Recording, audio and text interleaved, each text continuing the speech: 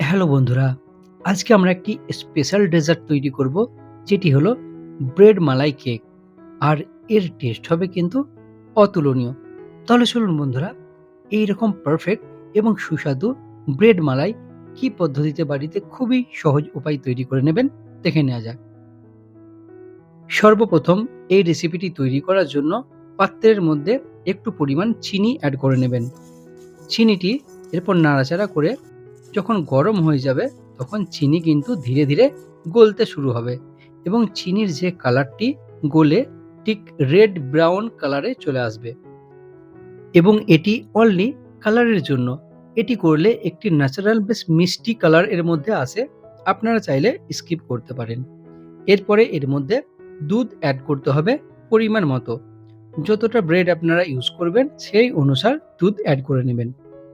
এরপরে এর মধ্যে অ্যাড করতে হবে চিনি স্বাদ অনুসার। এরপর এর মধ্যে অ্যাড করতে হবে পাউডার দুধ। তাহলে এটি অনেকটা ক্রিমের লেয়ারের মতো পরিণত হবে এবং এই দুধটি অনেকটা মোটা হয়ে যাবে। এর সঙ্গে এর টেস্টটা কিন্তু আরও বেড়ে যাবে। দুধ অ্যাড করার পর কন্টিনিউ ৫ থেকে ৭ মিনিট এটি ফুটাতে থাকবেন এবং নাড়াচাড়া করতে থাকবেন। আর দেখতেই পাচ্ছেন আমাদের এখানে লেয়ারের মতো কত সুন্দর এই দুধের মধ্যে জমতে শুরু হয়েছে। দুধটিকে ততক্ষণ পর্যন্ত ফোটাতে হবে যতক্ষণ না এর মধ্যে একটি ক্রিমের লেয়ার বা মোটা ভাব চলে আসছে। এখানে আমাদের দুধ কিন্তু তৈরি হয়েছে। এরপরে ব্রেড আমরা এখানে নিয়ে নেব। ব্রেড আপনারা যে কোনো কোয়ালিটির এখানে নিতে পারেন।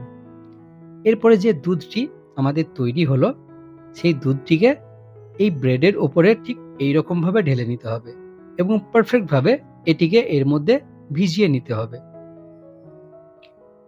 এরপরে কিছু ড্রাই ফ্রুট আমাদেরকে অ্যাড করতে হবে, যার মধ্যে থাকছে কাজু বাদাম, কিছু কাঠবাদাম কুচি এবং অবশেষে আমরা এখানে অ্যাড করে নেব কিছুটা পরিমাণ কিশমিশ। তাহলে আমাদের এই ব্রেড মালাই কেক এখানে সম্পূর্ণরূপে তৈরি হয়েছে।